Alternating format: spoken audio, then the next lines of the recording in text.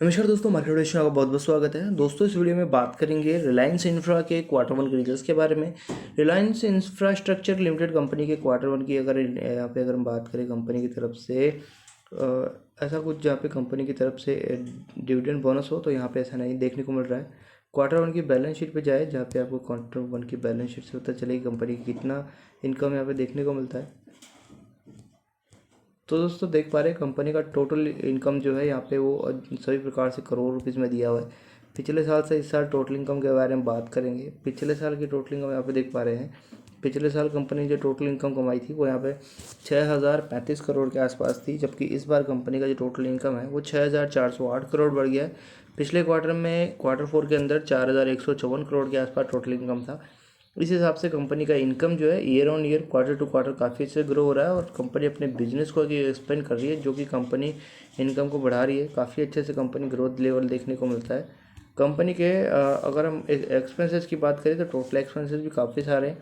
पिछले साल कंपनी के एक्सपेंसेस बढ़े थे यहाँ पे 6469, जो कि कंपनी के देखने को मिल रहा है। कंपनी घाटे में काम कर रही है, जिसमें कंपनी अपने इनकम से ज़्यादा जो है खर्चे कर रही है। इसी हिसाब से पिछले क्वार्टर से इस क्वार्टर की देखेंगे तो 7252 करोड़ के खर्चे है, जो कि कंपनी इसमें भी कंपनी इनकम से ज़्यादा खर्चे कर रही है।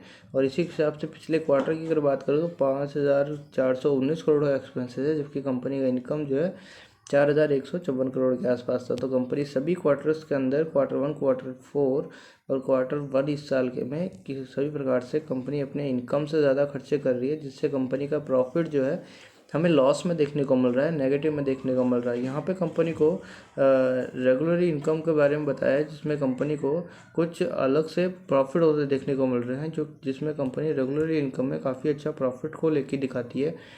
अगर आप देख पा रहे हैं यहाँ पे यही कारण है कंपनी अपने प्रॉफिट को किस प्रकार से मैनेज कर रही है कि अपने नेगेटिव से प्रॉफिट में बदल रही है।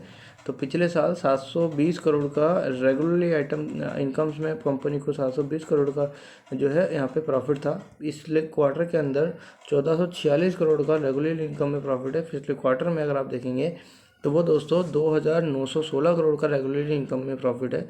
तो यहाँ पे कुछ अलग ही कंपनी यहाँ पे दिखा रही है, जिससे कंपनी को नेगेटिव से पॉजिटिव में कंपनी का प्रॉफिट देखने को मिल रहा है। तो आफ्टर टैक्स कंपनी का प्रॉफिट क्या कहता है, तो देख पा रहे कंपनी का प्रॉफिट आफ्टर टैक्स कई सारे लेवल्स में दिखाता है। जो कि पिछले साल कंपनी को टैक्स में छूट मिली थी यहाँ पे लगभग 6 करोड़ के आसपास। इस बार कंपनी को छूट मिली है इस क्वार्टर में 2 करोड़। पिछले क्वार्टर में लगभग 611 करोड़ की छूट देखने को मिली थी। तो ये काफ़ी एक्सपेंसिव अलग ही देखने को मिल रहा है।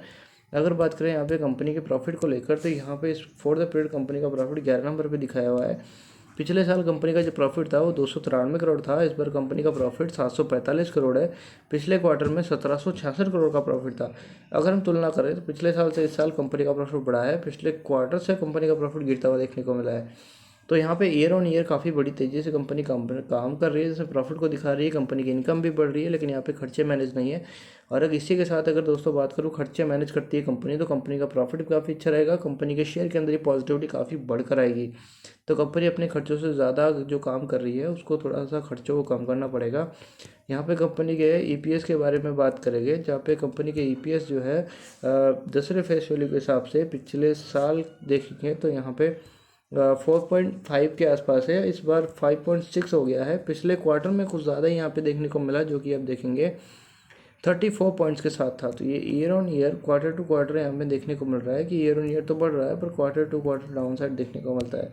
वैसे ही कंपनी अपने लेवल पे अगर कंपनी खर्चों को मैनेज कर लेती है तो ऑलओवर सब कुछ प्रॉफिट में आएगा, और ऑलरेडी प्रॉफिट में ही है। यहाँ पे रेगुलरली इनकम की ज़रूरत नहीं पड़ेगी, और अगर इसको भी मिला दिया जाए तो काफ़ी बड़ा प्रॉफिट यहाँ पे निकल के आएगा।